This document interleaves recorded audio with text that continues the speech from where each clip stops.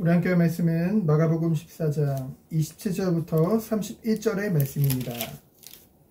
27절부터 31절 우리 합독하도록 하겠습니다. 예수께서 제자들에게 이르시되 너희가 다 나를 버리리라. 이는 기록된 바 내가 목자를 치리니 양들이 흩어지리라 하였음이니라. 그러나 내가 살아난 후에 너희보다 먼저 갈릴리로 가리라. 베드로가 여짜오되 다 버릴지라도 나는 그리하지 않겠나이다. 예수께서 이르시되 내가 진실로 내게 이르노니 오늘 이 밤이 닭이 2번 울기 전에 내가 3번 나를 부인하리라.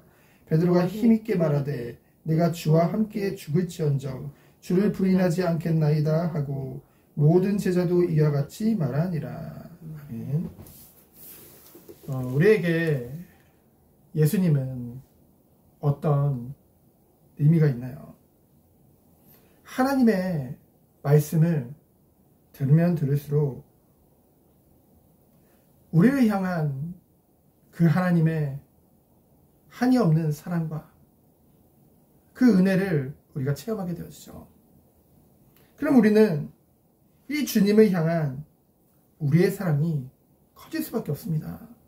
왜냐하면 예수님은 전지전능하신 하나님이요, 긍휼과 자비가 풍성하신 그 하나님이신데요.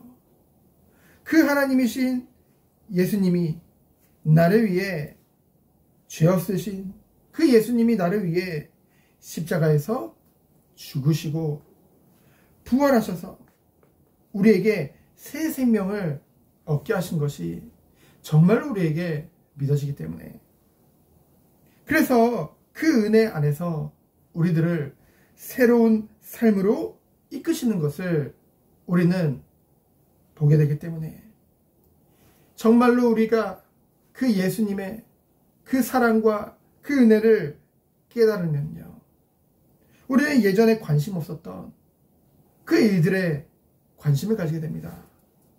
하나님이 원하시는 것에 우리의 마음이 끌릴 수밖에 없다는 것이죠. 왜요?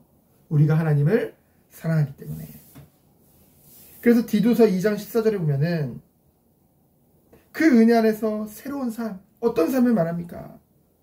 그가 우리를 대신하여 자신을 주심은, 예수님이 우리를 위해서 자신을 주심은 모든 불법에서 우리를 속량하시고 우리를 깨끗하게 하사, 우리 깨끗하게 하셨죠. 우리는 그리스도 안에서 새로운 피조물이 되었잖아요. 그러면 어떤 삶을 살게 된대요? 선한 일을 열심히 하는 자기 백성이 되게 하려 하심이라. 예수님이 십자가에서 죽으심의 목적이 분명하게 나와 있죠. 우리를 불법에서 속량하시고 우리를 깨끗하게 하사 선한 일을 열심히 하는 자로 우리를 세우기 위해, 결국은 그것이 자기 백성이라고 말씀하셨습니다.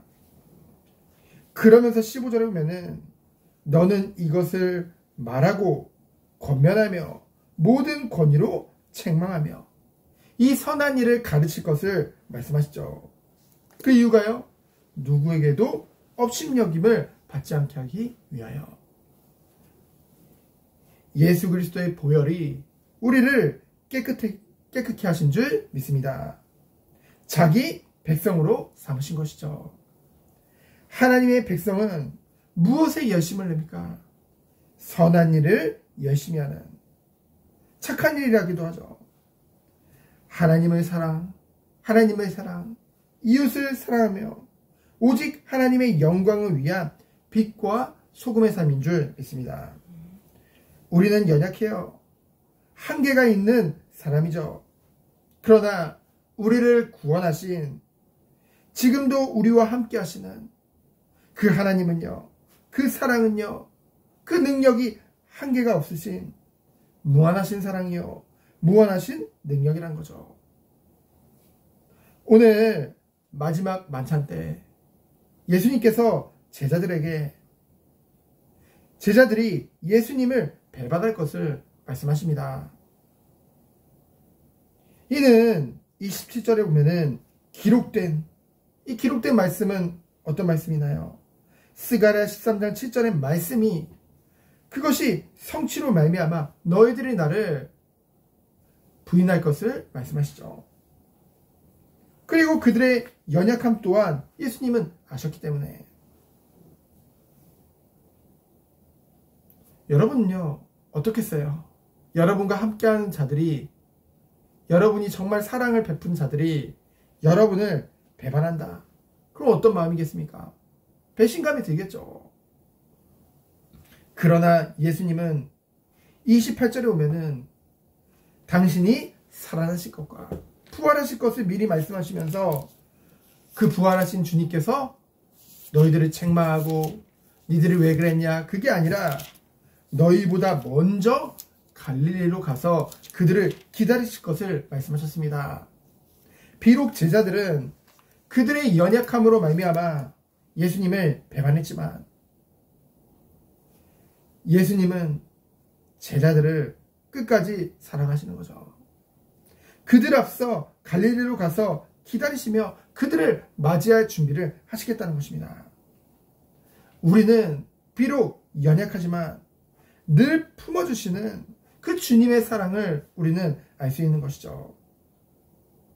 그때 예수님을 향한 누구보다 그 열정이 가득했던 베드로는 다시 한번 앞으로 나서며 말합니다. 결코 예수님을 배신하지 않겠노라 호언장담하죠. 정말로 주님을 사랑하고 있기 때문에, 거기다가 수제자로서의 뭔가 특별한 자의식, 뭔가 교만 또한 있었던 것이죠. 그러나 예수님께서는 그가 이 고백을 한 지 하루도 채 지나지 않아, 그 밤이 지나고 나서 그것도 지나지 않아 예수님을 3번 부인할 것을 말씀하십니다. 이 3번이라는 것은 숫자 그대로 3번 부인한다는 것도 있지만은 성경에서 3은 완전수죠.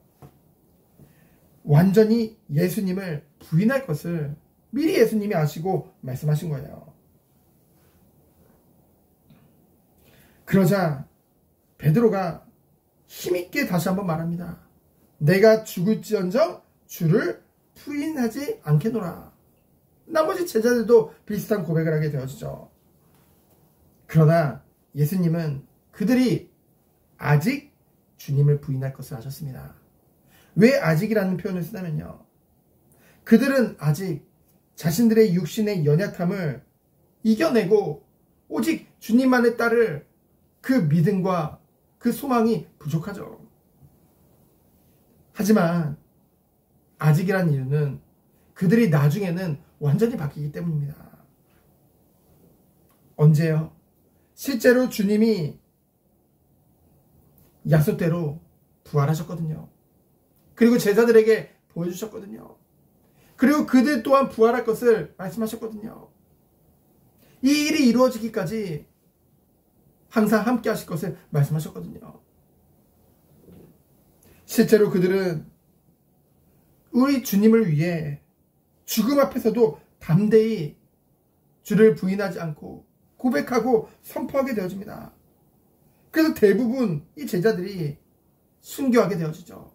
주님을 위해 복음 전하다가. 무엇이 이들을 바꿨습니까? 부활의 주님을 만났고 부활의 주님을 목격했고 그때 그들이 완전 바뀌게 되어진 것입니다. 그래서 우리에게 부활의 이 믿음이 있어야 될 줄 믿습니다. 부활의 참 소망은요, 우리에게 오는 모든 고난과 위협과 어려움을 뛰어넘게 하신다는 거죠. 그래서 우리에게 부활의 신앙이 있어야 됩니다. 이러한 우리의 연약함마저 아시고도 늘 우리를 위해 중보 기도해 주시는 주님이시죠. 베드로가 이런 고백을 했을 때 누가복음에는 이렇게 기록되어져 있습니다. 22장 32절에 보면은 비록 네가 나를 부인할 거지만 그러나 내가 너를 위하여 내 믿음이 떨어지지 않기를 기도하였노니 너는 돌이킨 후에 내 형제를 굳게 하라. 예수님이 우리의 연약함을 위해 늘 기도해 주십니다. 그리고 우리가 우리 연약하니까 그걸 합리화시키는 것이 아니라 돌이킨 후에 도리어 그런 연약한 자들을 예수님과 같은 마음을 가지고 동정하며 그들을 공감해주며 그들을 도울 수 있는, 그들의 믿음을 오히려 굳세게 할 수 있는 그러한 한 사람 한 사람으로 세우시기까지, 그것이 주님의 우리를 향한 계획이라는 거죠. 우린 연약하니까 우린 뭐 이러면서 끝까지 가는 것이 아니라 돌이킨 후에 정말 주님만을, 자기 십자가를 지고 주님만을 따르는 그러한 주님의 제자로 우리 한 사람 한 사람을 세우기를 원하신다는 것이죠.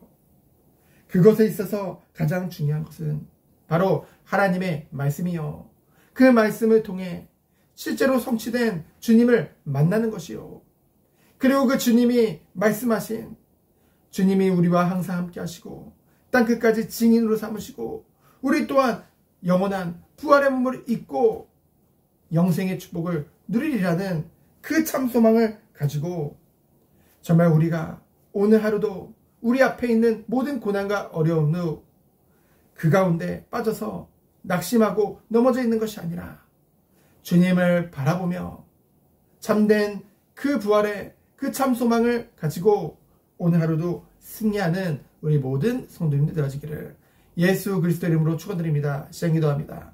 하나님 감사합니다.